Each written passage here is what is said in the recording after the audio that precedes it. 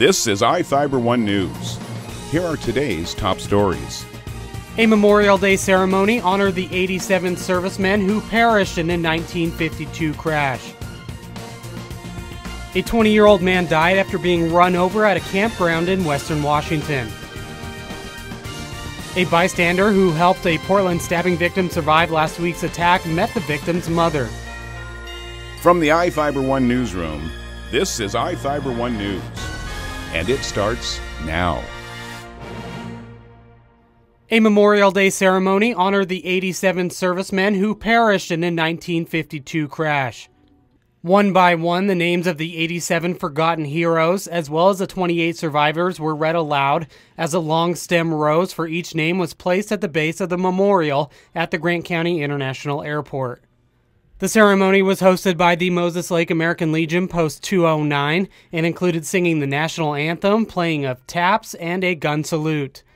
Steve Creviston, one of the project leaders for the memorial, said each of the 3 granite slabs of the memorial are 87 inches tall, representing 1 inch for each service member killed, and 52 inches wide for the year of the crash, 1952.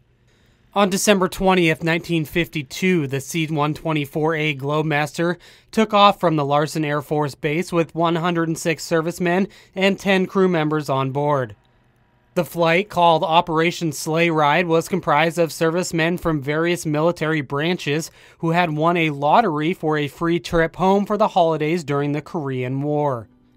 The aircraft suddenly lost altitude and crashed near the end of the runway.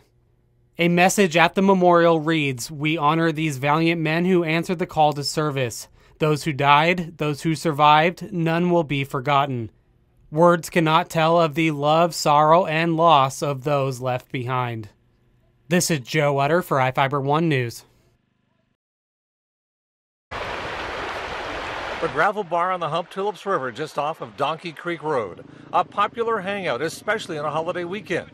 But late Friday night, early Saturday morning, campers say an intruder turned the weekend upside down. Sheriff's office says the suspect driver was out here doing donuts in this gravel bar. People were yelling at him to stop. When he didn't, somebody took a rock and threw it through his window. They say he intentionally then backed over the victims. Sheriff's office says 20-year-old Jimmy Smith Kramer was rushed to the hospital, but later died.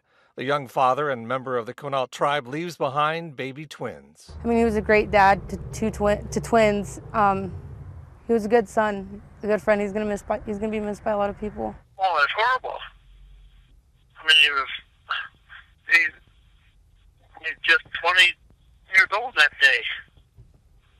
I mean, he just started a young man, just started. Extended families trying to come to grips with such a senseless loss. How good of a kid he was.